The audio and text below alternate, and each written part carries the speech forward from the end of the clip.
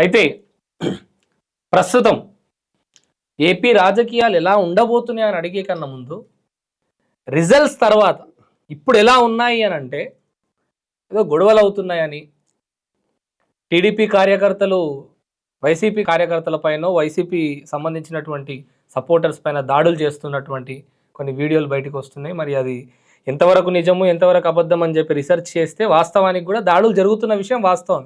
అవి ఎందుకు జరుగుతున్నాయి, పర్సనల్ దాడులా రాజకీయంగా జరుగుతున్నటువంటి దాడులా అనేది క్లారిటీ లేదు. దానిపై మీ స్పందన, దాంట్లో జన సైనికులు హస్తం ఎంతవరకు ఉంది? మంచి ప్రశ్న. చాలా మందికి తెలియాలి కూడా ఇది.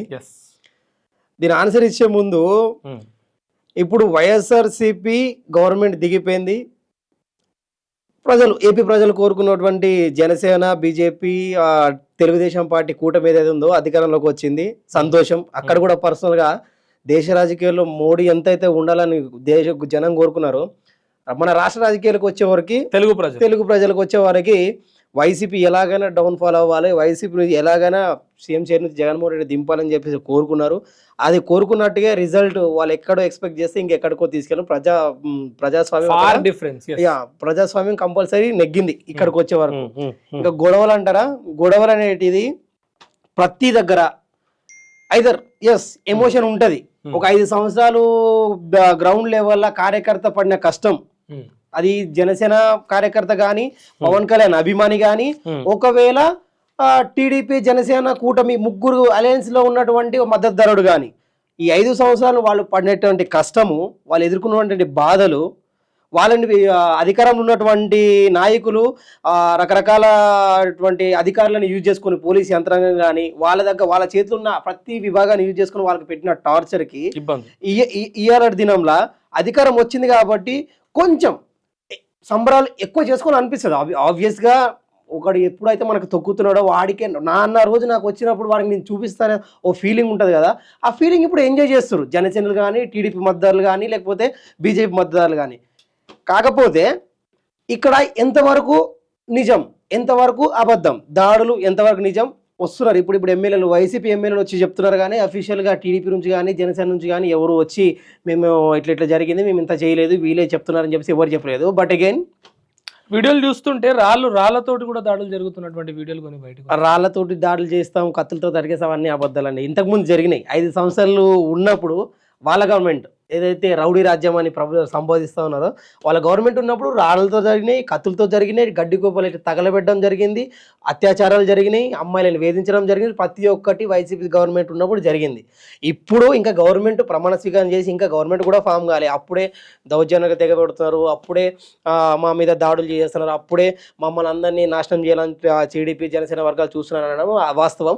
ఉన్నప్పటికీ ఎక్కడికైనా ఈ కాంటెక్స్ట్లో ఈ ప్రత్యేకమైన ఈ గొడవలు అనే కాంటెస్ట్లో మనం ఒకవేళ మాట్లాడుకుంటే, పర్సనల్గా నేను చెప్పాలనుకుంటే, యాజ్ నేను డైహార్డ్ పవన్ కళ్యాణ్ ఫ్యాన్, మీకు అందరికీ తెలుసు కదా, నేను మాట్లాడాలనుకున్నా, నాలాంటి ఒక కార్యకర్త మాట్లాడాలనుకున్నా, జనసేన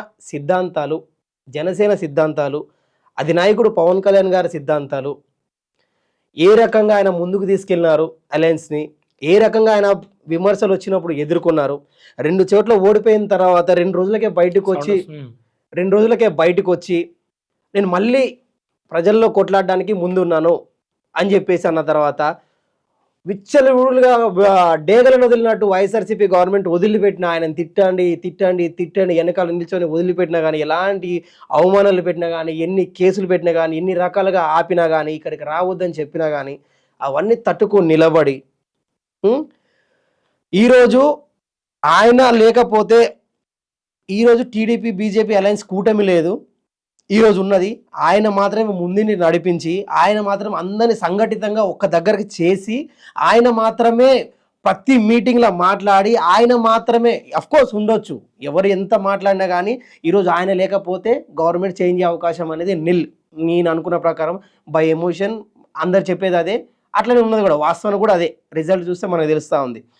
జనసేన కార్యకర్తలు ఇక్కడ ఏం గుర్తు చేసుకోవాలంటే, సాధారణంగా ఆయన అభిమానులాగానో, పార్టీ కార్యకర్తలాగానో, లేకపోతే కూటమి మద్దతుదారులాగానో మనకి ఉంటుంది. గెలిచినాం కాబట్టి ఆ ఎమోషన్ అనేది ఉంటుంది. గ్రౌండ్ లెవెల్ తెలుగు వాళ్ళకి ఇంకెక్కువ ఉంటుంది.